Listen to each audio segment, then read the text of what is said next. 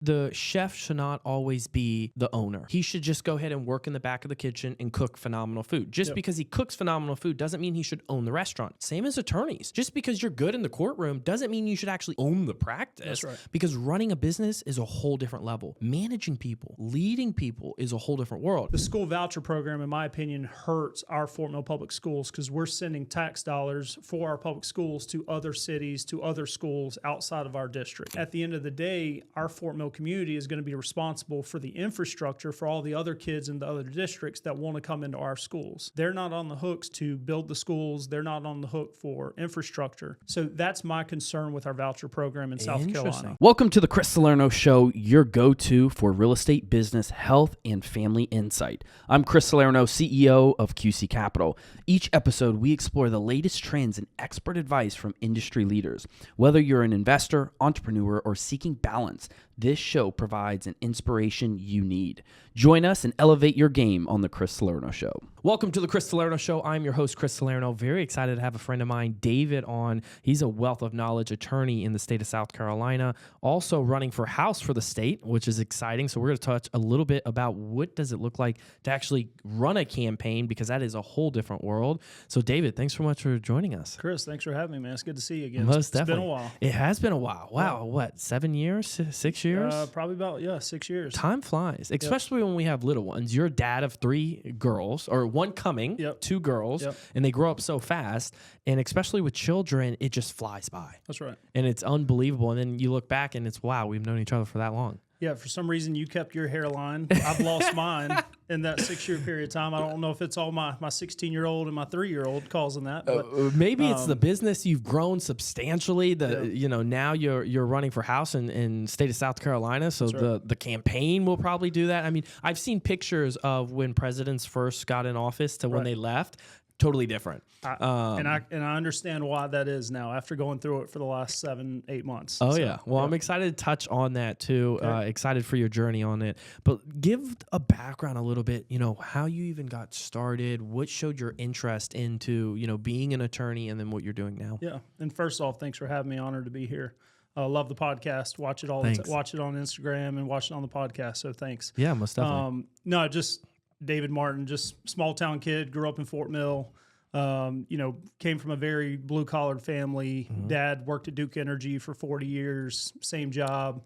Very happy, with his 9 to 5. Mom, on the other hand, was a complete opposite. My mom was extremely entrepreneurial. Ooh, okay. Never really made any money, to be honest, but she always did jobs where she never worked for somebody. She was always making her own money. So Mom did a little bit of real estate. Mom did mortgage refinancing by herself. Mom did mortgage loans. She sold cars. She was going out. She did anything she could. So love it. Mom gave me the entrepreneurial spirit. So you got to see both sides. You got to see a 9 to 5 of showing up, doing what the corporate world says you have to do, and then you saw Mom on the other hand saying, "Hey, I'm gonna get this entrepreneurial bug out. Right. I'm gonna go do these jobs and try to grow something." Dad was always the safe one, the security one. No risk at all. Yeah, put food on the table. Put money in his 401k to save long term so he can enjoy the retirement like he does now. Just 2 very different views on raising a family, but under the same roof. So it was great to experience that. I got an older brother, older sister as well. Sister's very entrepreneurial. Is she? My brother was a cop for 30 years in York County, and now he does investigations. And don't get me wrong, families like that, they need a backbone, and your father was that backbone to say, hey, to your mother, to his wife, hey, honey, go out and do what you want to do. That's right. Run that entrepreneurial bug. I'm going to make sure we have that steady income coming in so you can do that. Yep. And I feel, with a lot of families too, either the wife is having that steady income where the husband is going out having the entrepreneurial bug, or vice versa, where the wife is doing that. But that with certain families, and as when you create that family, you now have to watch what risk you take. You have to be more calculated because you're not only putting food on the table for yourself, but now you're doing it for your family. So you have to be very careful. So, I like that. That's a nice balance. Yeah, I mean, mom taught me to work hard at a young age. Yeah. I was very athletic growing up, played 3 sports. I played football at Coastal Carolina. I love that. So I was always either outside throwing the football at the tree or shooting hoops or doing something. Yeah, not sitting on roadblocks. That's exactly These right. days. Mom gave me a passion for trying to make my own money and make my own earning. She passed in 2016, and sorry to hear about that. No problem. And one of the last things she told me was, David, don't ever let somebody tell you what you're worth. I love that. And because of that, that's why I decided to go open up my own law firm in Fort Mill back in 2018. Before, let's crank it back a little bit. What even made you want to be a lawyer? That's a big thing. You know, every lawyer I've talked to, the bar exam is hell. Yep. Going through law school is hell. And I've always said this, and I said this yesterday to a gentleman. I was somewhere. And I said to him, he was asking me questions, and I said, well, the chef should not always be the owner. Right. He should just go ahead and work in the back of the kitchen and cook phenomenal food. Just because he cooks phenomenal food doesn't mean he should own the restaurant. Right. Same as attorneys. Just because you're good in the courtroom doesn't mean you should actually own the practice. That's right. Because running a business is a whole different level. Yep. Managing people, leading people is a whole different world. That's right. So before you got to creating the business side, you got the entrepreneurial bug from mom, but what said, hey, I want to be a lawyer because dad wasn't a lawyer, mom wasn't. That's a whole different route. Yeah, I was the first one in the family to ever to go to college. I don't have doctors in my family, never had lawyers in my family. Yeah. Never even knew what a lawyer did up until really my junior year of college. No way. I knew I wanted to make money. I knew I wanted to work for it, right? I didn't want it to be given to me. I was really, unlike now, I was really fit back then playing sports at Coastal. And big thing for me was I just wanted to make money. Yeah. And I knew being a personal trainer like I wanted to do and open up my own gym probably was going to take a long time to make decent Most money. definitely. And so I had a friend say, hey, I'm going to law school. You should just check out, take some law classes, see if it's something you wanted to do. So you had a friend that said, hey, I'm going to go ahead and pursue a law career. Yep. And hey, you should try it, see if you like it. Yep. Day one, I signed up for the next semester. I signed up for constitutional law. Okay. With Professor Dwyer at Coastal Carolina. Had no clue what constitutional law. What you were getting into. Had no clue Nothing. about any of it. Walked in day one. I was like, okay, I'm kind of interested. Let's get a feel in this. for it. The first homework assignment first night was Dr. Dwyer said, we're going to debate the next day these 2 cases. Right away. You're versus this guy, David, and this is you're the plaintiff. He's the defendant. Study it. Get ready. Correct. I stayed up till 4 a.m. that morning, worked all night on it, knew the facts back and forth, went in there for the debate the next day and just ripped the kid apart. It was embarrassing. And so Dr. Dwyer approached me after class that day and said, you really need to go to law school. You have a career in it. He said, I think you found where your passion is. Really? And so after that, I knew I was going to go to law school. Also, one of the big motivating factors for me was I did go through a custody case at an early age with my daughter. I had my daughter when I was 20 years old. And so seeing the family court process, that drove me to want to represent other fathers going through that process. Oh, my God, yeah. And so when I went through my custody case and got that resolved, we do great now. We co-parent very well. Love that. Does great for my daughter. Seeing both of us and get that's that's super important for the children too. 100%. The children need to see that. You know, I always say, because some parents will say, "Hey, I'm staying together for the children," and I don't like that. And that's my opinion. I don't like that. And the reason why is because the child should see both parents at 100%. Yep. And if you are together and you're not at 100%, you're damaging the child, in my opinion. Yep. So what I think is people should separate and be very on the same page, make sure everything's good, cordial with everyone. Right. And then the child can say, mom and dad are at 100%. Right. Now, they're not going to say, oh, they're at 100%, but feeling-wise, energy-wise, they're going to feel mom and dad's energy both at 100%, going on their both ways, co-parenting perfectly. Right. And I feel like that's how it should be. And she's very happy now. Love that. She's remarried. She's got some kids. I mean, I'm happy with my life and my daughters, and we split time with my daughter equally. Perfect. And so it's worked out very well. I love that. I wanted to go to law school to represent dads who went through that same situation. Most definitely. Laws have definitely changed over the last 15 years to support dads now and support both parents, good parents. Correct. Fit parents, Fit parents, which is super important. And you're right.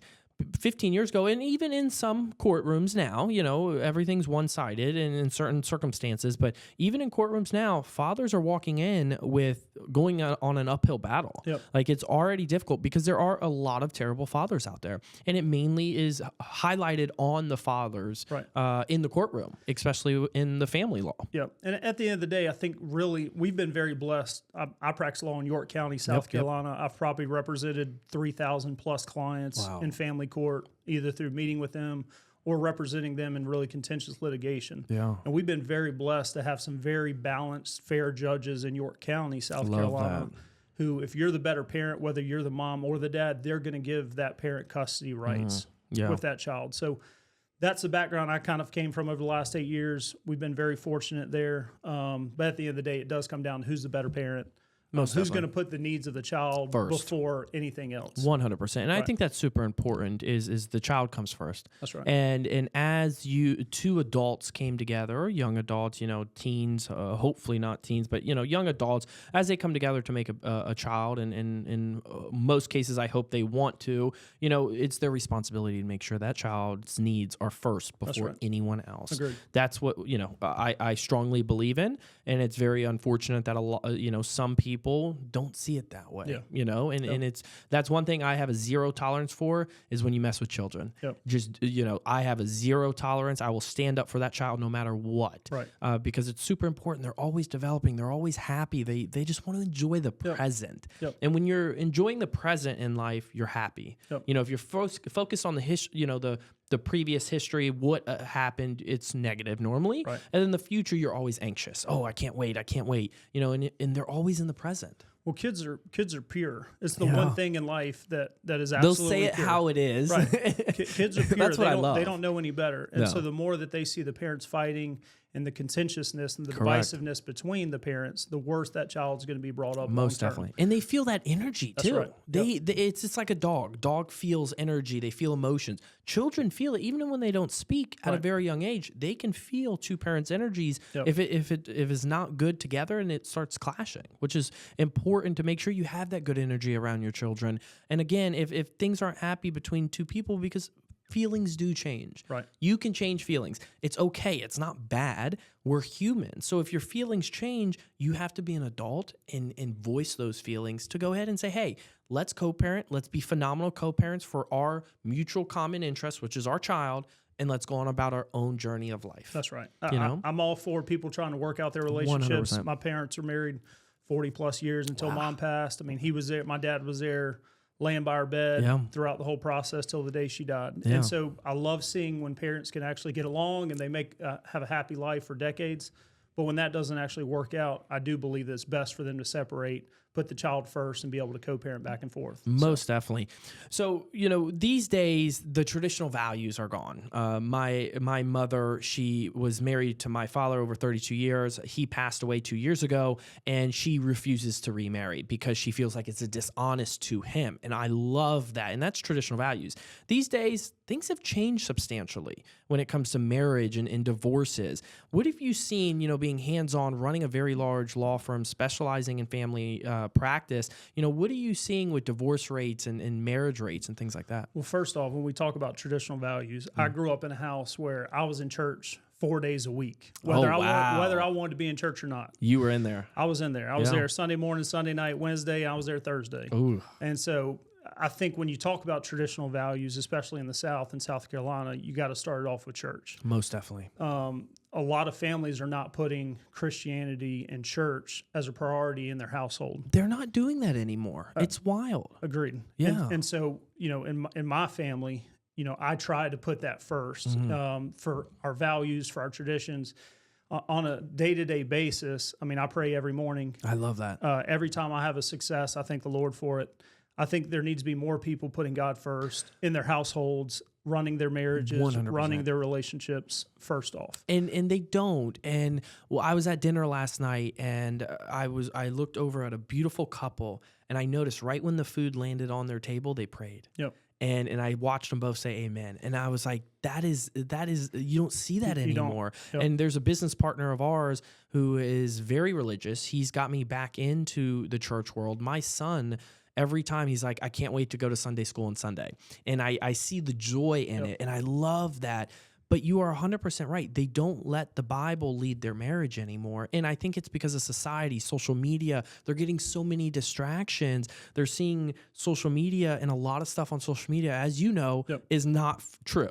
Agreed. It is so much false stuff on social media. Some of the AI that's out there now, I'm like, I need to fact check it. Like, I don't even know if that video's real because it looks real, you know, and I feel like the modern age right now is not even using the Bible for a foundation of their marriage. Agreed. There is no foundation. And if you build a high rise, which is someone's marriage, and there's no foundations, what will happen? It's going to crumble. Agreed. I think at the end of the day, we got to, my personal opinion is you got to start putting Christianity and religion back in the household. Yeah. You drive decisions based on what the Bible says, what your values, what your faith says. Most definitely. And so I think that's one issue that we have as a society right now is too many people are following what's the trend, what's popular, what's cool on social media instead of putting their values back on the forefront. Most definitely. I say this, it's very difficult for people to say no. And I think people need to learn how to say no more. Right. And they're always wanting to say yes and follow, and they see, social media, and they're going to follow that. But again, if there's no foundation to any high rise, you're not going to build anything. Agreed. If you don't have a foundation to your marriage, you're not going to build anything. Agreed. That communication and something to rely on as that foundation, it's just not going to be there, you know, which then trickles down to the children as well. That's right. You know? Yep. So I've always said, and we were saying this before, the cook in the kitchen should not always be the owner. How, when you're getting into law school, walk us through that rigorous process, and then coming out, did you work for another firm? Did you automatically knew, hey, I wanted to start my own thing? Right. It was law school for me was vastly different from law school for another student. Yeah. With me, I had my daughter was 3-4 years old at the time. Oh, that's a lot. She was in preschool. She wasn't even in kindergarten yet. And so for me, my day-to-day was different. I've always had a very tight schedule when you're a Division I athlete in college at you that have level. to be. I mean, you're from 5 o'clock in the morning up until 10 o'clock at night. Every single hour of the day is sketched out for you. That is your job. That's correct. I ran Division I track at Winthrop. You have someone just dedicated to working with your teachers to say, Chris Salerno cannot be in this class at this time. Right. He has to be at this class at this time. Right. This is only carved out for, running track, for training, you name it, weightlifting. That's right. And everything is based around you operating at a very high level as an athlete. Yeah, I haven't had a free schedule since I was 18 years old. I believe it. Since 18, I've had a very strict schedule. If it's not on my calendar, it didn't happen. Yep. And so going to law school, I was different because I would have to drop my daughter off at school 7:30 in the morning. Classes would generally start at 8:30. Mm-hmm. We'd have class until 3 o'clock in the afternoon. Most kids would be able to go study from 3 to 7, 3 to 8, 3 to 9, hang out, chill, watch TV for a few hours, and then get a nice 6, 7, 8 hours of sleep. I got done with class at 3, picked up my daughter, hung out with her until 8 o'clock, got her ready for bed, started studying from 9 o'clock till 2, 3 in the morning, and then I got 4 or 5 hours of sleep and then start back the whole process. I do that now. I'm a single father. As you know, I do that now because when you spend time with your child, you have to give him the undivided attention. That's right. I've tested this with my son, and I've been working on my phone, and he would tell me, "Dad, phone down." And I'm like, okay, he knows. Right. And when you have that one-on-one with your child, you have to give them that undivided attention. Yep. And even though our lives are busy, even though back then you had a lot on your plate with studying, but as the man, you got to do it. Right. You can't make excuses. You wanted a better life for you and your family, so you had to do it. You had to lose sleep to get to where you're at today. Yeah. That is the sacrifice. No matter what you do, I always say this, there's a catch-22. No matter what you do in life, you're going to give up time spending it with someone or something to do, to grow a business, to get through those tough years of that journey of that business if you want it to be successful. Right. And I knew I wanted to get out. I wanted to practice law. I wanted to be in the courtroom. I wanted to be a trial attorney, but I wanted to make money. Correct. And so I took summer classes. I didn't have holiday breaks. I took classes during the holiday breaks. I graduated a semester early just so I could start practicing law early. Unbelievable. So I went in there in 2011, graduated December 2013. immediately joined another law firm, even while I was studying for the bar exam. Really? Studying for the bar, which was absolutely miserable. And then I've never heard an attorney enjoy the bar exam and studying for that bar exam. Never heard an attorney say that. It was Adderall and coffee is what got me through it. Everyone tells me that. Red Bull, energy drinks, Adderall, everything to get through that bar exam. It was from 7 a.m. till 2 o'clock in the morning every single day for 2 months straight. Are And you I lost kidding me? 35 pounds during that period. I probably need to go back and study for the bar again to lose more weight. But I mean, yeah, I lost 35 pounds in a 2-month period of time. I mean, it was miserable. It was beyond miserable. Unbelievable. So you passed the bar. Congrats. Yeah, thanks, A man. long time ago. Yep. And so before that, though, you said you had a job somewhere. Yep. Walk us through that. What type of firm was it? What do they specialize in? Yep. Walk us through that. I interned at a solicitor's office throughout law school. Mm-hmm. A solicitor is like our attorney, y'all call it prosecutor's office in North Carolina, I think. Yep.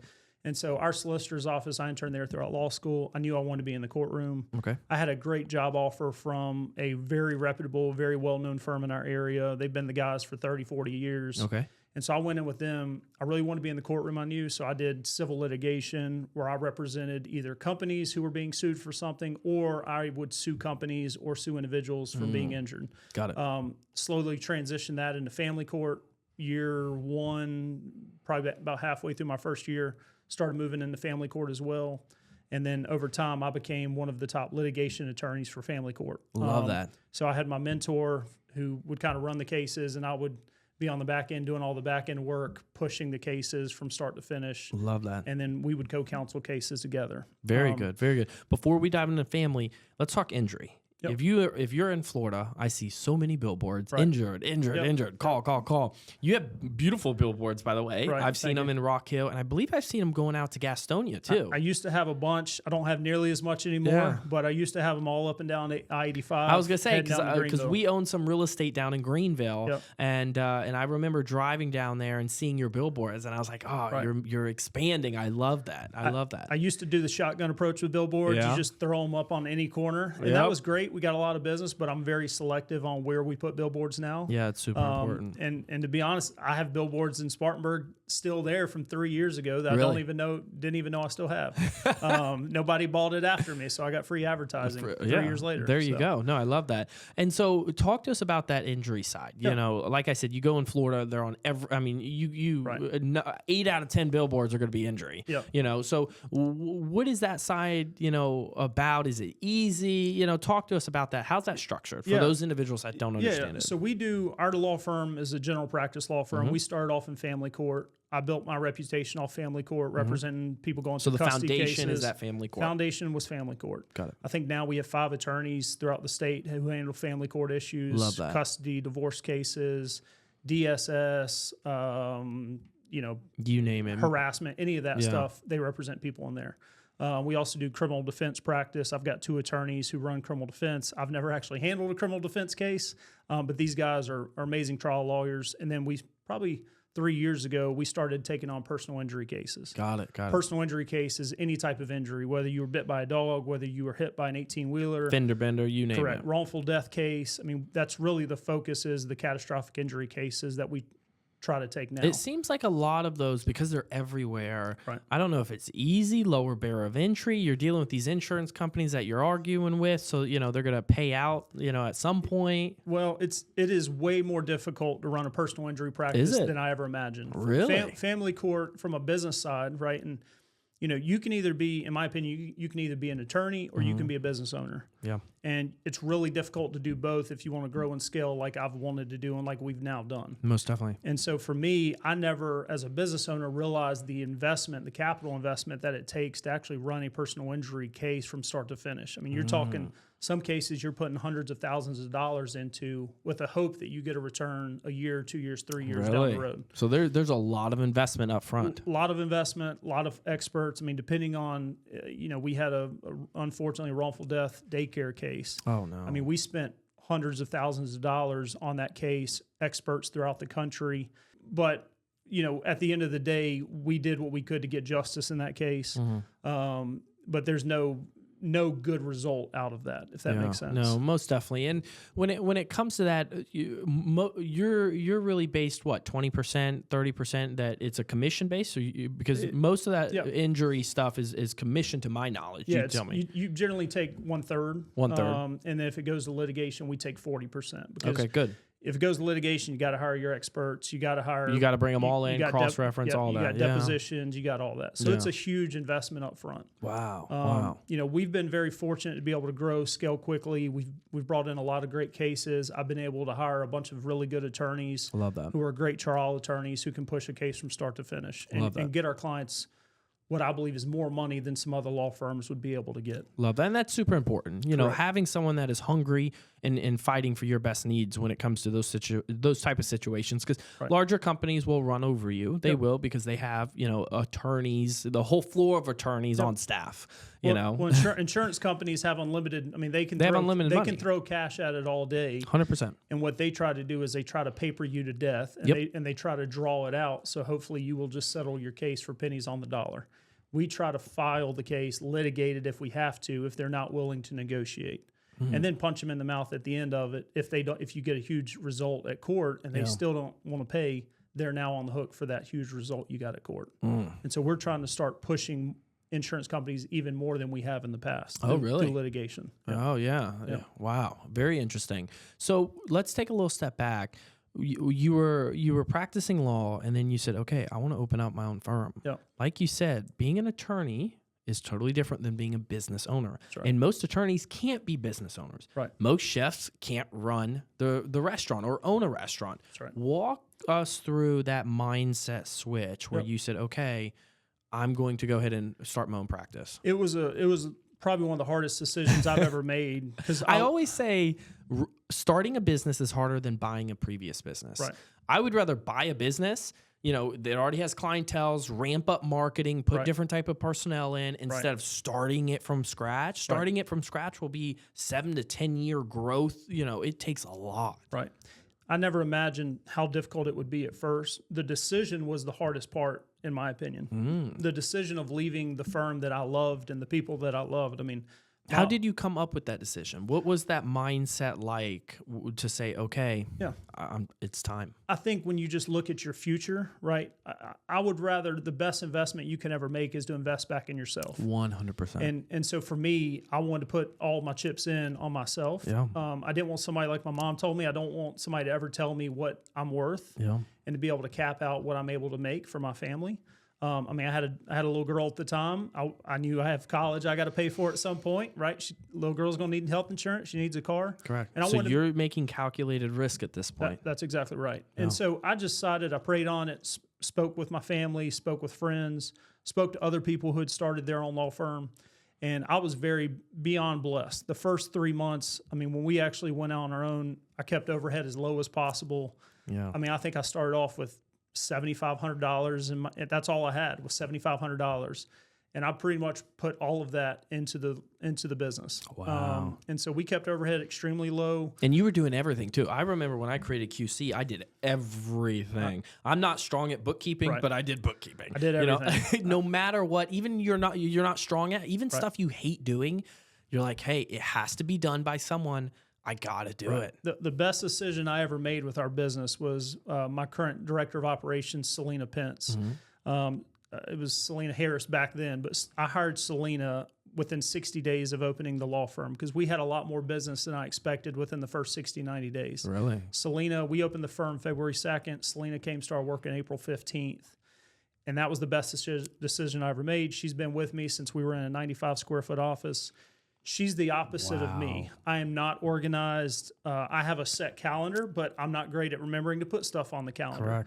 Correct. She was wonderful, and she could fill the holes and the gaps of what I could do well on a day-to-day basis. Most definitely. I've always been the visionary. I've always been the person that said, this is where I want to get to, and this is how we're going to get there. Selena's always been the doer that can tell me this is how we get to where you want to be. I love that. And so her and I have worked very well together over the last 6 years. And so a lot of the success we have had is as a direct result of Selena. I love that. No, and you're a great leader. And the reason why I say that is that you give credit when credit's due. Yep. And that's great leaders there. Great great leaders will, pinpoint that and give that credit. And kudos to Selena for that. But a lot of leaders are the same exact way. Right. They are so messy. They have everything going on, and they need that right hand. We have that with QC.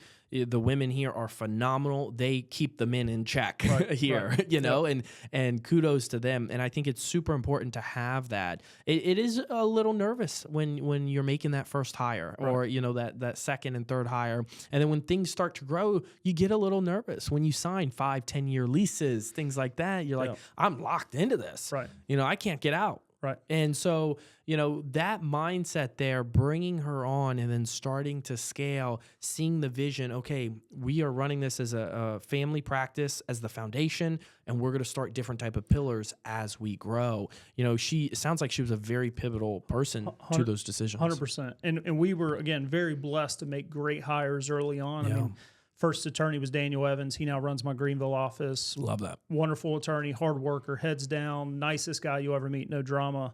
We hired Ben Hasty to come and run criminal defense.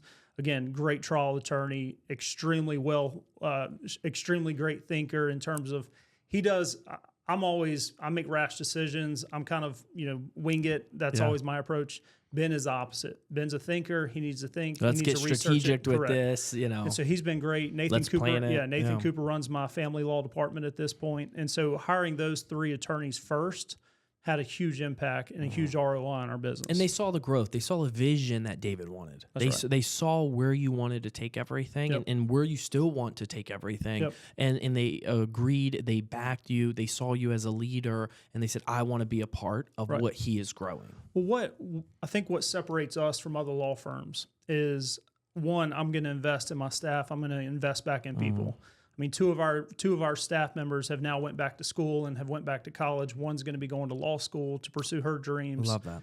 We've had so many attorneys buy houses. We got one, Ben's just got engaged, which I never thought would happen. I mean, when I can see our staff being successful, not only on the business side, but personally, that's what drives me. Yeah. And so we've always reinvested back in our people. That's the biggest thing is you have to reinvest. Just like you said early on, you invested in you.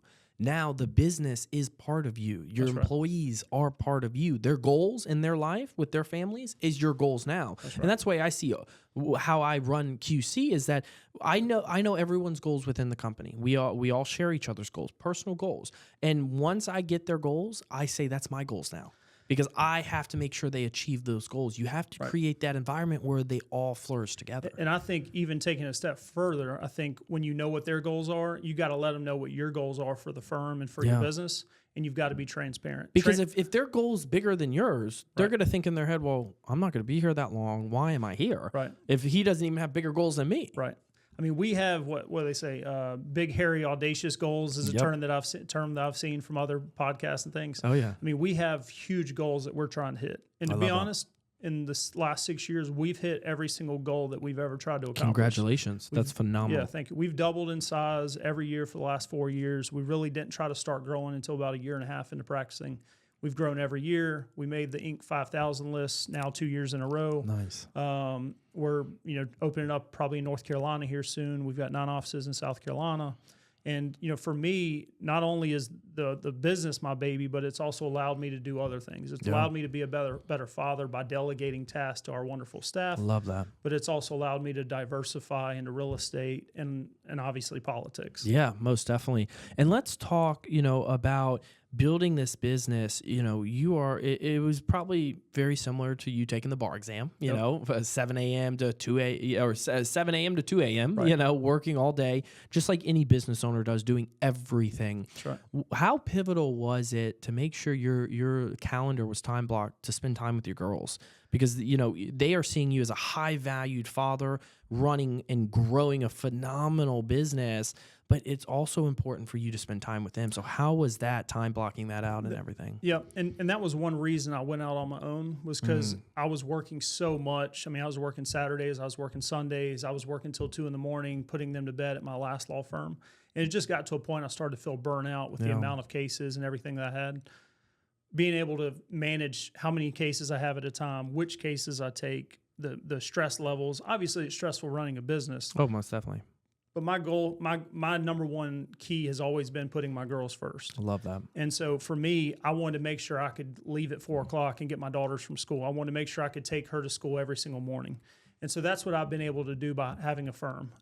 As we've grown, delegation has been the number one key for me, being able to do all those things. And delegating for me has been extremely difficult. I was doing our payroll up until about a year ago. No way. With 20 employees and a couple $1 million of gross receipts, I was literally depositing money at the bank. I was running our payroll. That's the first thing when I was creating QC. First thing I wanted off my plate, bookkeeper. Right. I'm going to get a bookkeeper. They're going to handle everything. Right. I'm just going to review the financials, make sure they're all correct, make sure there's no discrepancy. But that was the first thing I said. And I tell, in my opinion, everyone, go hire a third-party bookkeeper, $500 a month. Let them manage everything. Because reviewing a P&L is my strengths, but typing everything in, cross-referencing that with a check, a deposit, you name it, was not something I wanted to do. Well, I just know that for me, I was the opposite. Like, I had to be able to look at every dollar. Attorneys are on the hook for every single cent that goes into your trust account. Yep, you're and right. I wanted to make sure that I was the one not screwing it up on a day-to-day basis. Because there's a lot of attorneys out there that really get hammered because of their trust account and mismanaging funds. That's right. Because, again, they're not business owners. That's right. They're attorneys. They may be phenomenal in the courtroom, phenomenal arguing your case. However, they may not be good managing or operating a business. Yeah. I went to a coaching program, actually wearing one of the shirts right now with Chris. Nice. And those guys taught me how to delegate and how to focus on what are CEO tasks and what are not CEO tasks. Yeah. What allows me to grow the business, look at the vision, and payroll and verifying the balances and reconciling trust accounts. That was not something that I was best at. Mm-hmm. My focus was on vision. How do we scale? Making the right decisions. Implementing it. Correct. Yep. Placing the right people in the right spot. And look at Elon Musk. Look at Jeff Bezos. All of your billionaires. Look at Richard Branson. All of them have multiple companies. What they do is they find the right individuals to run those companies and build from there. That's right. They're not going out and creating the companies and them doing every little thing. They are finding the right individuals and probably saying, hey, here's 10%, here's 15% of the business. Yep. Let's run this baby into the stratosphere. Right. That's what they're doing. As a leader, they know where to place. Just like a football coach, not the Panthers, but another team. They know where, okay, the quarterback needs to be right here. That's right. These are the plays they're going to run. Everything's going to be surrounded by the quarterback. And it's just like a business. That's how you have to operate a business too. I hope you're enjoying today's episode. Just a quick reminder to make sure you never miss an episode. Stay connected with us by following us on social media platforms, Instagram, Twitter, Threads, TikTok at Chris_Salerno_. And don't forget to subscribe to YouTube to catch the video versions of our episode. You'll get exclusive content, behind the scenes footage, and much more. Head over to YouTube, Chris_Salerno now, and hit the subscribe button. Stay tuned because we've got more great content coming right after this. Agreed. I'm a big F1 fan, love Formula One, go Red Bull. That's how Red Bull is. That's how every F1 team is you have 2 drivers, 10 teams, 20 cars. The best of the best are sitting behind those wheels. And it's very highly competitive, very highly when it comes to strategy. You have to have the right strategy. A split second can ruin the whole race. Wow. That's why I fell in love with Formula One. But no, it's right. You have to be that leader and place it into the right spot. So you're growing this business, phenomenal law firm. Then something says, hey, I want to get into politics. Right. Talk to us about that. No, I was a kid that never should have went to law school, never should have got a master's degree. I mean, I went back a couple years. I told the story at one of my campaign events. I'm the last guy that should ever be running, or that people thought would ever run for politics. Yeah. I've always been the kind of guy that you want to go have a beer with at the bar and sit down and talk about issues. Yeah, right? most definitely. That's always been the guy I've wanted to be. I want to be the guy not out front, but the guy kind of behind the scenes. Yeah. Probably 2 years ago, I started taking more of an interest in local politics for Fort Mill. we've had so much growth. I mean, we've tripled in population size over the last 20 years in Fort Mill. I moved to Fort Mill. My mother still lives in TKK, the old part, back off Molokai, and I grew up there. I grew up going to Gold Hill, grew up going to Fort Mill High School. Yep. I then transferred to Rock Hill to play because sports were better down than Rock Hill. That's true. Football's better. They know how to play football down there.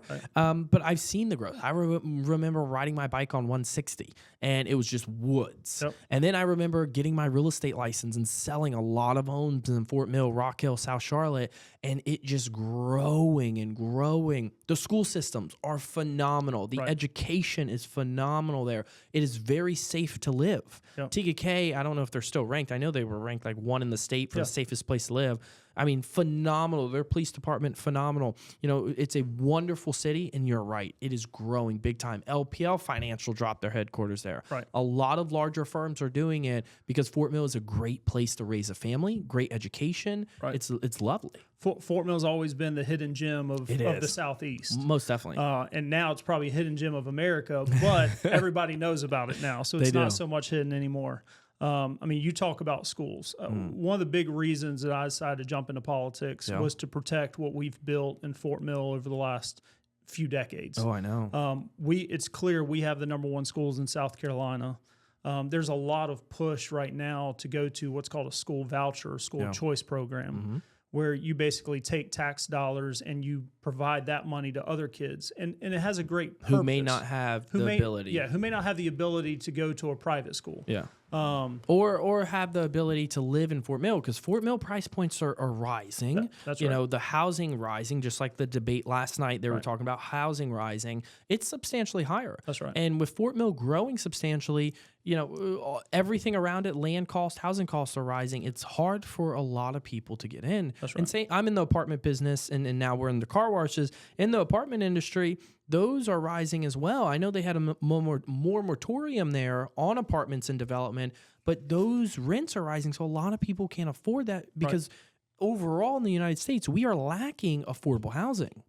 And so I love that you're an advocate for that to help individuals, you know, gain proper education. Well, just to be clear, I'm not for school vouchers. Oh, you're not? Okay. I'm completely opposed to it. All right. Now, opposed. I'm opposed to it for Fort Mill. Okay. If I was in a different community, different city, I would probably be different on that. Okay. I would probably view it differently. My issue is with the school voucher program for Fort Mill is we're the #1 schools in the state, hands down. Yep.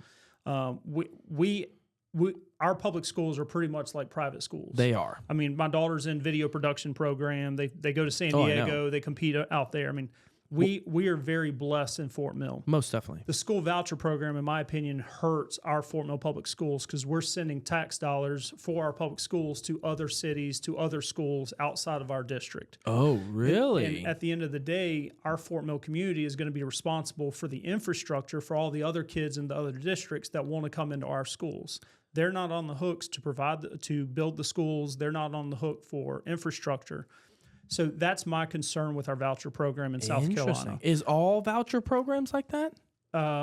Universal School of Choice is like that. So, for example, if you're in Chester or Rock Hill or Indian Land, you could use your voucher to be able to come into Fort Mill School District and go to school there. Interesting. Now, again, if I'm in a different district, if I was running for Senate and I have a much larger base, that may be something I would be a proponent of. Got it. I believe that as a representative, a state house representative, the only thing I'm concerned about is what's best for my constituents and my specific district.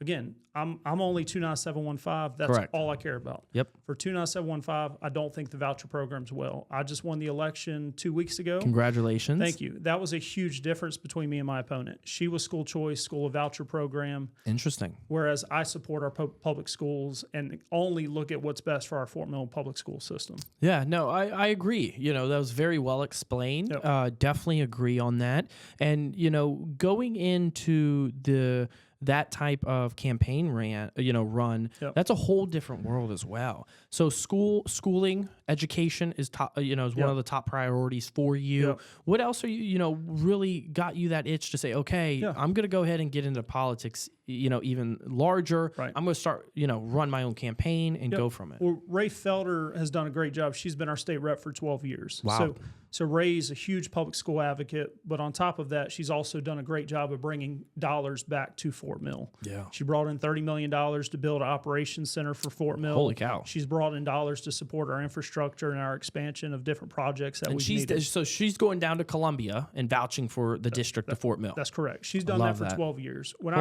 heard that Ray was retiring, I had a few conversations with people about it. Ultimately, I had the opportunity to meet with Ray, and she endorsed me to run for her seat. That. There we go. And so that was really my first go at politics. This is not something I ever imagined that I would be doing. Really? But I think we need more common sense people in politics. Okay? Common sense is not always common. Right. Well, again, I grew up in church 4 days a week. I've always been a conservative. I've always been a conservative Republican.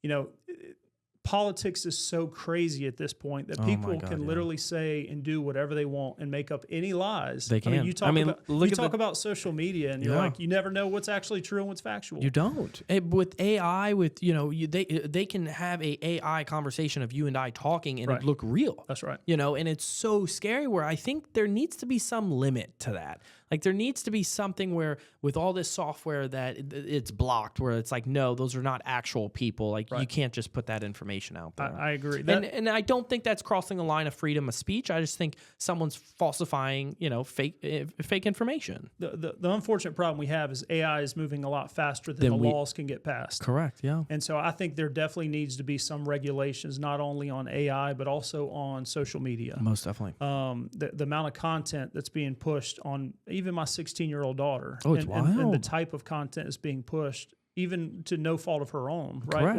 Or kids' own. Yeah. Brandon Guffey is a state representative in Rock Hill who's, unfortunately, his son was a victim of sextortion a couple of years back. No. And so Brandon's whole motive for running and what drives him is to fix those laws in South Carolina. Good. And so he's doing a great job, not only on the state level to push regulations to protect kids and protect people and their AI privacy, but to really even help on the federal level to push legislation to get passed there as well. Most definitely. I can't tell you how many times we advertise on social media as a company. Yep. I can't tell you how many times I have conversations on a weekly basis with investors and potential investors that said, Chris, I was talking to my wife about car washes, and all of a sudden your ad pops up on Facebook. Right. Or I was, talking to a buddy of mine about car washes, your ad pops up. I was on Google and, searching some things of my local car wash, and your ad pops up. That's right. Social media is watching you. And believe it or not, we actually subscribe to a company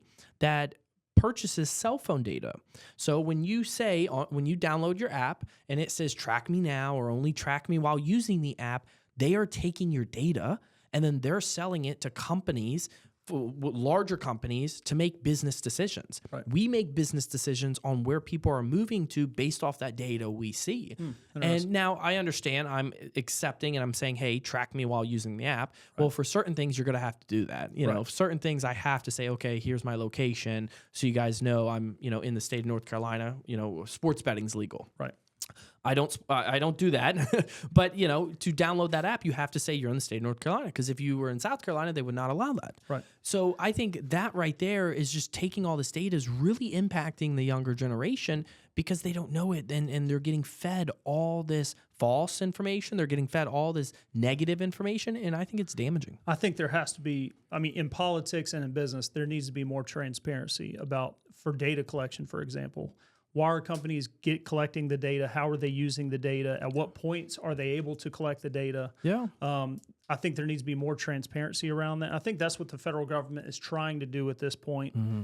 They're just not making much headway. Yeah. And that's why I think each state needs to come up with policy and regulations around protecting their states and their citizens. I think so too. No, You're spot on with that. So congratulations on winning. Yep. A huge endorsement from the previous individual who's sitting there, which is huge. Right. Congratulations.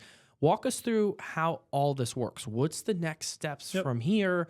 And then, talk to us a little bit about how the ups and downs of running a campaign is as well. Yeah. The next steps is I won the Republican nomination. Mm-hmm. We're a very red community in terms of Republican versus Democrat. Yep. We have a general. There is a opponent that's running against me. He's ran for this seat a couple times. He's ran for it once. This is his second time running. I believe he ran for town council before. So he's the Democrat that's running against me. We'll have a general election in November. And then if that goes well for me, then I'll move on. When it goes well? Well, when it goes well, but hopefully, Oh, yeah. I'm never too optimistic about things, right? I'm just going to keep working hard. But, if I get through November, then I'll start at the State House in January. Okay.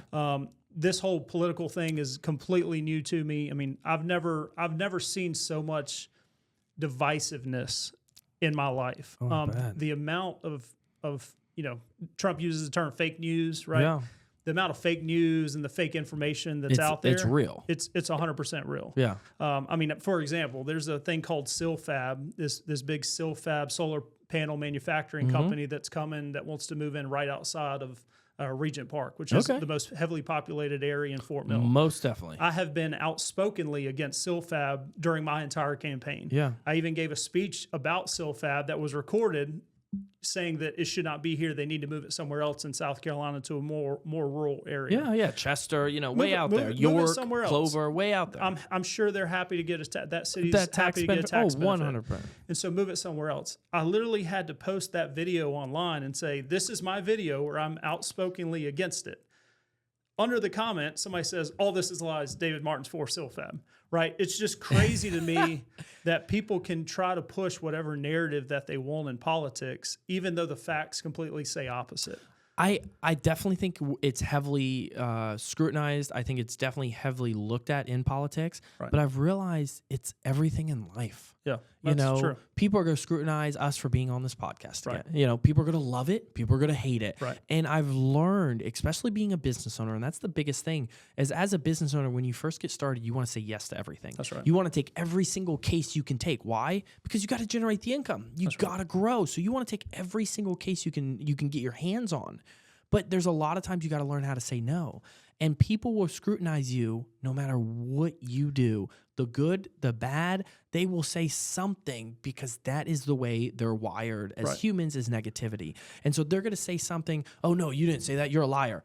No, I just said that. Right. And they're just not going to listen. I've never been the kind of guy that gets caught up in drama even at work. Politics is drama. Everybody knows, don't come to me with any petty BS. You're a straight shooter. Right. And that's how it should be. Correct. And so when I start seeing people comment on my Facebook page or these different groups attacking me for all this crazy stuff that they've seen online, I just ignore it. And all I'm going to focus on is running my race the right way, representing Fort Mill, explaining to the citizens of Fort Mill why I'm the best choice, why I've lived here my whole life, third generation, why I care about our community, why I care about our kids, why I'm going to protect our kids.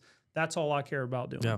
No, and it's super important that you've grown up in Fort Mill. You know Fort Mill like the back of your hand. Yep. You've created jobs. You've created families because you've moved other people in for the jobs you've created. That's right. You have two beautiful girls, one on the way coming. Yep. And you've built a family in Fort Mill. You know the growth that Charlotte's having. Yep. You know the growth that Fort Mill is having and how Charlotte trickles down to Fort Mill. And that's super important to have someone behind the wheel of that district that knows and understands it, has seen it, and knows where it's going 100%. When it comes to campaigning like that. But you're right. No matter what you do, you're going to get scrutinized. And if you're sitting there on Facebook, Twitter, whatever it is, and looking at what people are saying, it will get to you mentally, and you have to weed that out. You have to do what you're doing and saying, I'm not even going to look at it. I'm not even going to acknowledge it. Right. So it doesn't have time to get into my head. I'm going to run my race, and I'm going to do it well. What's funny is I was at a campaign. I literally voted on the morning of the election. I walk in the parking lot, and one of the people that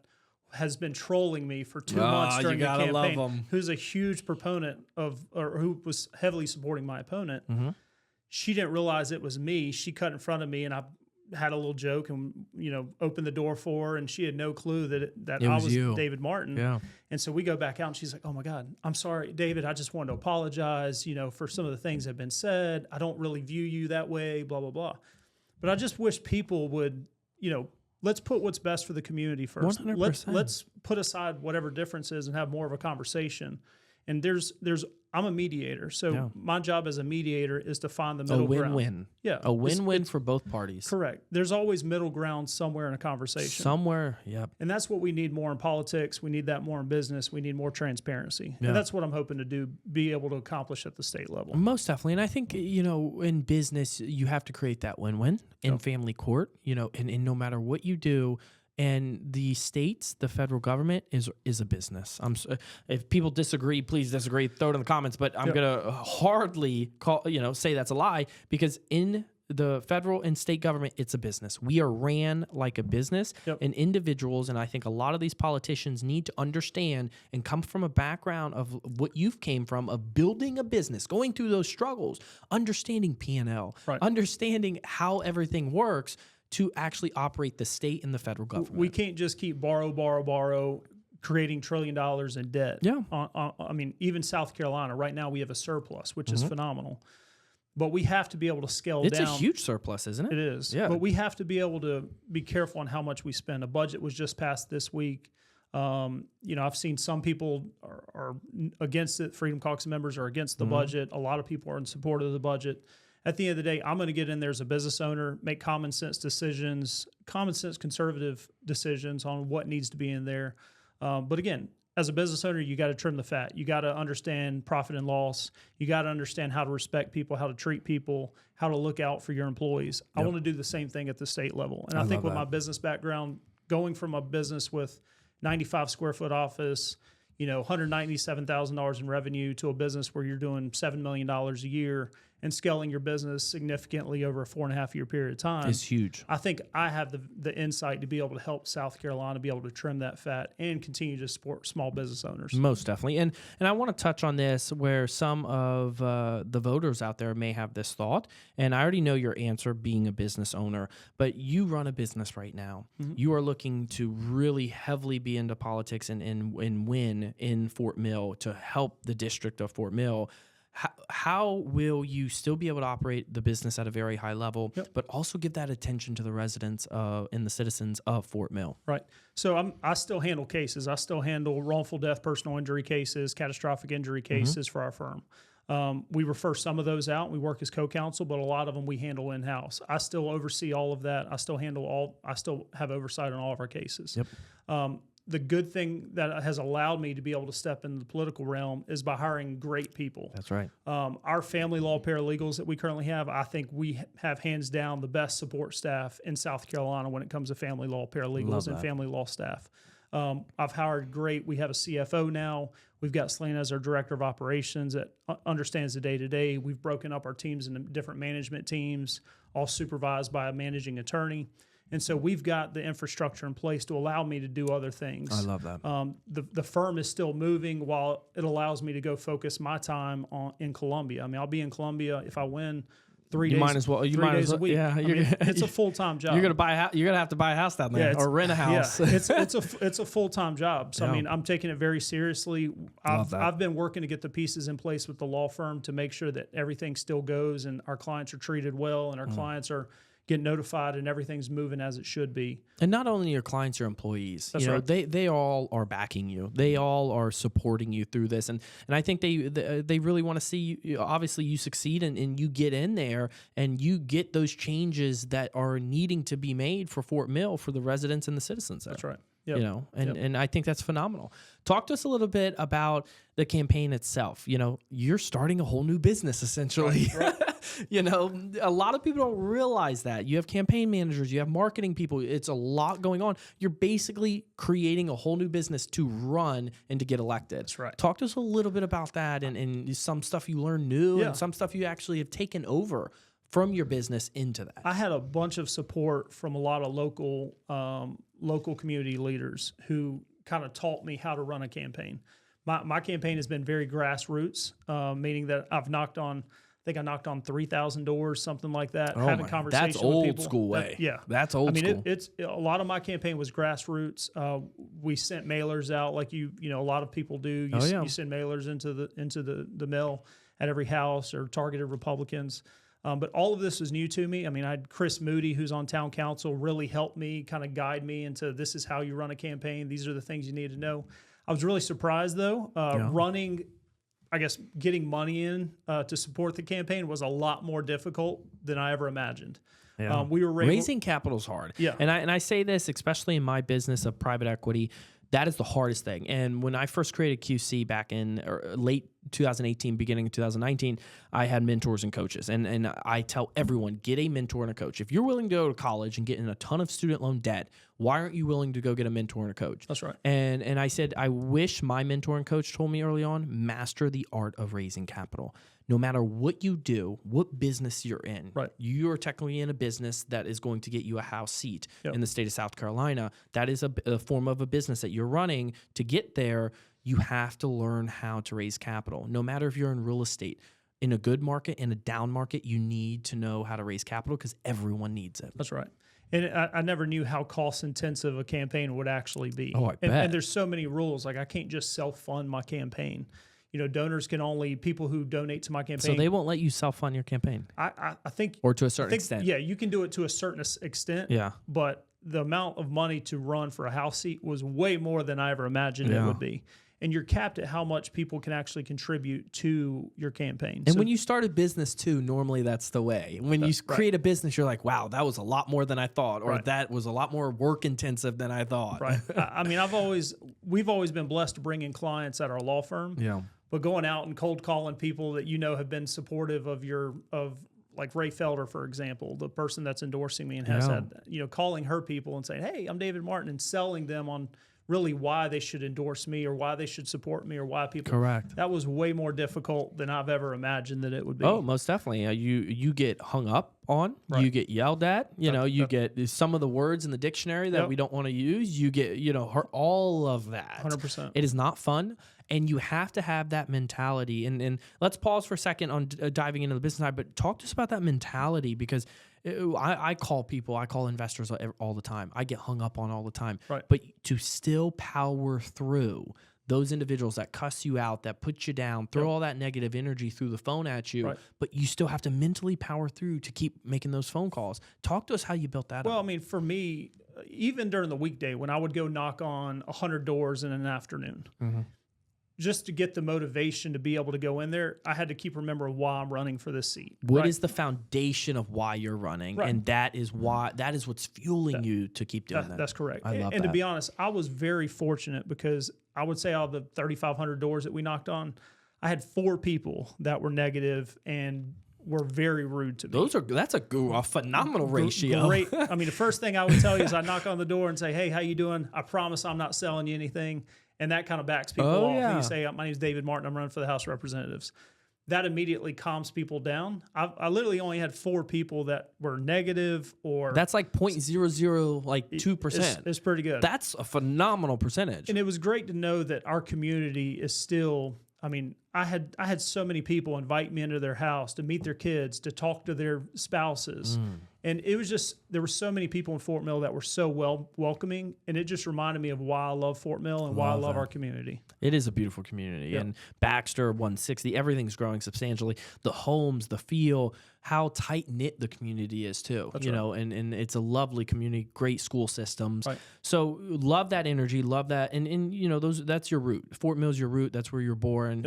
And I love that. So going in, you really found capital raising being difficult on the campaign trail, huh? That's right. Yeah. It absolutely. I mean, we knew we would probably need a number. Yeah. My opponent, I believe in 2022, when she ran for the Rock Hill House seat, raised 2 times the amount of money her opponent ran or raised. And so I knew that we would probably be outspent and outraised. We ended up raising a lot more money than I ever expected. But you have to be strategic with how you spend it. That's right. That's the biggest thing. That's right. When it comes to raising, obviously, you don't, on the federal level, look at Donald Trump. He raised a substantial amount of capital after what went on in his in the courtroom, walking out. What does it look like on a number perspective? You don't have to give us an exact number. Is it 500, $1 million, $2 million that you see to win this house, or to what previously people spent to get it? Yeah, I mean, I in Fort Mill, I think I probably raised more money. I may be wrong. I don't have the facts in front of me, but I think we raised. And again, all this is public disclosure. ethically, I have to file a report every quarter, so it's out there. Anybody can check it out. I think we raised close to like $70-something thousand for our campaign, which was a huge number. I don't think anybody running for the state house has ever raised that much money in Fort Mill. Wow. And so that was my number. I was trying to get to was around 50. I was thinking if I raised around 50, I would have a good shot. I think we ended up raising about 70. Love that. And so, yeah, very fortunate. Got a lot of local support. A lot of my money came from people in Fort Mill or businesses in South Carolina as a whole. Yeah, no, I love that. I didn't get a bunch of outside money. You know, there's all these crazy mailers talking about all these dark, fun, you know, what they call it, dark groups who are supporting my campaign. And, you know, all my money came from small businesses or people that I grew up with, right? There's no outside money that I'm, you know, that I was receiving. So talk to us, because I think this can go in our business as well. I've seen it firsthand. Is talk to us about those people that you thought would donate didn't, and the people that you didn't think would donate actually donated. Yeah, I think the best donation that I got was one of my school teachers from like 8th grade gave me $50. Yeah. And she's retired, and I know she has a fixed income, and the fact that she wrote me a check for $50 just meant so much to me. I love that. My dad, I love my dad to death. He's one of the cheapest people I've ever met in my life. And the fact that my dad even like max donated to me meant so much. Oh my I never thought my dad would ever lose money on anything. Yeah. But, you know, just so many people were so very supportive. I don't know if that answers your question. Sorry. No, that's good. I think, you know, when you get into the capital raising world, it's a whole different world. And even there's no small amount of donation that is going to excite you. That's right. It's just the family and the atmosphere that it all feels coming together to win. Right. I love that. Yeah, it all, I mean, $200 here, $50 here, $100 here. It all adds up. Look at Trump with his raise. I think his average was like $71. On like the 25 million or 50 million he got. Don't hold me to it. You got to fact check me. Yeah. But yeah, I think it was like, he said average $71 or something like that. You know, that's a lot of people, and it adds up after a while. That's right. You know, cut out Amazon a little bit. That's right. You know, stop spending on Amazon and donate. Yeah, the issue that I think we have to focus on locally, especially in York County, is voter turnout is so low. I mean, we just had the sheriff's runoff this week, and I think 8% of all of York County came out and actually voted for that. I think people are more willing to go sit in line, because I remember I'm in Fort Mill, TKK, and I remember voting last 4 years ago, basically, for the presidential election. And the line, I got sunburned. Right. I was in line for over, I think, like 3 hours, and I got sunburned to even get in to vote. Right. Like, it was that long. I think a lot of people would rather vote on the federal level instead of the House or, you know, the local level. But what a lot of people don't understand is what gets done in the state and in the cities are at that local level. Right. You know, the federal really doesn't do much on that smaller scale. It's whoever's like yourself that is winning that district. And I'll be honest, I was right there in that group. I mean, I've never been involved in politics. Yeah. And my opponent used that against me and said, David's never been involved in politics. I don't think I do not think that should be against you. You're a business owner. Right. You have to run it like a business. That's exactly right. 100%. I mean, my issue has been I've never been involved because I've got a business and I've got 2 little girls I'm trying to raise. Yeah. But I think more people need to be aware that, like you just said, local politics makes the biggest impact on their day to day. I think it would help with politicians educating, letting them know, hey, here's the food chain. We have the federal government. They make decisions across the United States. Then that gets trickled down, and some stuff gets trickled down to a state level. The state then makes it on the state level things, and then it gets down to the districts of each state. A lot of people don't know that, so a lot of people are not willing to come out to vote because they don't know it. 100%. I mean, there were people up until 3 days before my election on June 11th that didn't even know there was a state house election on that day. And these are people who had voted in primaries consistently for the last two former primaries. Yeah. And they had no clue that it was on that Tuesday. And so me knocking on that door reminded them, oh, hey, there's an election. You got to vote. Yeah. Wow. And so we got to figure out a better way to get the community more involved and bring more notice to these these local elections. There has to be a better system in place. That's right. 100%. That's right. Because if you don't know about it, I mean, you can't fault them. They just don't know about it. They're not being educated about it. There's, yes, you're going to see signs, but they're so busy about their day. There needs to be something out there that really educates them to say, hey, this is what matters, is voting for your local people, because that's what changes the laws and everything within the cities. 100%. Wow, Yep. unbelievable. Agreed. Where do you think, I know you're getting into it with the House and the state, where do Yep. you think the future holds for David? Do you think you'll climb your way up to the federal level? I was asked that same question Yeah? last week on another podcast. Were you? I haven't thought that far ahead. All I care about right now is learning as much as I can. I want Yeah. to be a sponge. I hate to go into anything and not know what I'm doing. Yeah. I want to take the next 6 months before January. If I win in November, I want to learn as much as I can from people who have been there in there. I'm spending a lot of time right now thinking about what bills would I propose on day one. Yeah. What issues do I really want to push to be able to help out our community? That's all I care about right now. What happens 2 years, 4 years, 8 years down the road? I have no clue. Most definitely. I mean, if I wake up tomorrow, I'm blessed, Yeah. right? So I'm not even looking that far ahead. I love that. And one thing I would love to say is that Fort Mill needs someone like you. And the reason why is because, again, I go back to it.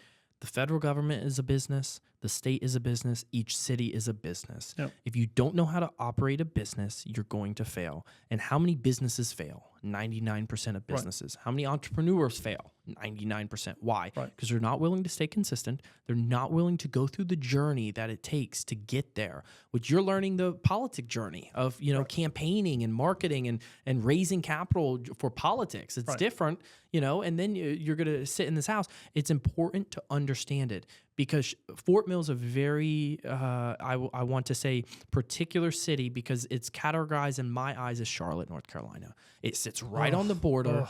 I'm sorry. Please don't say that. I'm sorry. In my eyes, and I grew up in Fort Mill. Yeah. It's Charlotte's MSA. Right. It's right there and butts up to the city of Charlotte. Right. There are so many people that live in Fort Mill because of the better school systems, the cheaper taxes, and work in the city of Charlotte. That's right. So there's so much growth that is coming. There's so much land that can be built in Fort Mill. Right. And there needs to be someone that understands business and understands negotiation for when those big developers or those large corporations want to come in to say, hey, you're not the type of corporation we want. Go to the outskirts. Go to, to York, Chester, Lancaster. Go out there. But right now, you're not the type of corporation we need here in Fort Mill. We have to have a strong advocate who loves Fort Mill. 100%. And that's what I tried to tell people during my campaign.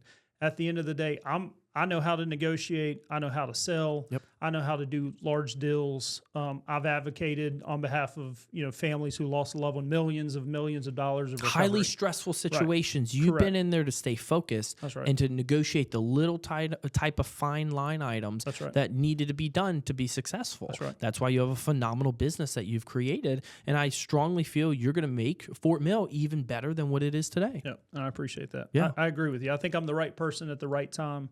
What the future holds, I don't know. Yeah. But for right now, I'm just honored that I was nominated to be the Republican candidate and looking forward to winning in November. I love that. I love that. What do the little girls think about Dad running? Oh, my Lord. My 3-year-old thinks it's cool driving down the road And they see your- and she sees my sign, right? I already had billboards. Yeah. And so my oldest one always thought it was cool when she would see a billboard. Okay. As she's gotten older. Now there's signs on every Right. corner. My little one thinks it's the coolest thing to see Daddy's name on, at these little blue signs all over the place. Oh, yeah. My oldest just doesn't want to be, again, she's 16 years old. She's in that, Dad, come she's on. like, oh, Dad, we got to go to this event. Like, she doesn't want to be involved, which is completely That's a fine. teenager. Yeah, We've 100%. all been there. We've all said, Mom and Dad, I don't want to do it. I just want to stay at home. We've all 100%. done that. I think the coolest thing that she appreciated was she's on the, she does like video production in the school's news program at so the top of Ridge. she's kind of getting interested in that side. And I guess their news group wants to do an interview with me like next week or the week after. So she's like, pumped, yeah, come she's on, pumped Dad. about that. I love that. But that's like the first time she's really been You're going to be ever the big star when you walk in there. Yeah, she was very excited for me to win. She knew I spent a lot of time. I mean, taking away time from my daughters to be able to go out here, knock on doors with people that may not want to talk to me. Oh, I know. Has been very difficult. I've lost a bunch of time with my girls over the last 3 months, and that's never been something that I've ever allowed to happen. Yeah. And so the last 2 weeks, I've tried to spend as much time, quality time with them. I took my 3-year-old to the Hilton Head last week. I'm going to plan a trip for my oldest. I'm taking off probably the next month and really just, relaxing with them, spending quality time. Love that. And then we'll ramp back up for the general election here in the next few weeks. I love that. Yeah. And like we discussed, that quality time, that one-on-one is so important. They really feel the passion that Dad has to get this seat. And I think you're instilling that mindset, that motivation, that determination that they're seeing. They may not be vocalizing it because they're so young, but they're seeing Dad running, and that's instilling in them. And hopefully when they, grow up, any type of career path they want to get into, they're going to take what Dad did because they're with you every single day, and the motivation and the drive and the passion you have for the city of Fort Mill, they're going to take that and run with it with their business. And again, like we talked about, I had two wonderful parents, right? My dad and my mom were vastly different people, but they instilled in me hard work values, right? I can never repay them for what they were able to taught me and the upbringing that they provided to me. I want to make my girls as proud as can be. I want to make sure that they are better off today or in the future than they are today. I want to do everything I can to support them and what their goals are and what their desires are in the future as well. So most definitely. Again, whether they appreciate it now, hopefully at some point down the road they will, and hopefully they know I'm trying to do the right thing. I love it. David, wealth of knowledge. Thanks so much for being on. Excited to have you on here in the near future once you get that seat. So I'll be watching that very closely. And thanks again, man. Thanks, man. Appreciate you having me on. I'm so proud of you and everything you've accomplished. We met, 6 years ago, and time flies. I know you were really starting to talk about some of the things that you're doing now that you've done over the last few years. So I'm beyond proud of your career as well. So thanks for having me. I appreciate it. Yeah, man. Yeah, absolutely. Thank you for tuning in to the Chris Salerno Show. We hope you enjoyed today's episode and gained valuable insight to help you along your journey. Don't forget to subscribe and leave us a review on your favorite podcast platform. If you have any questions or topics that you would like to cover, feel free to reach out directly to me. Shoot me a message on Instagram at Chris_Salerno_. Until next time, keep pushing forward and stay inspired.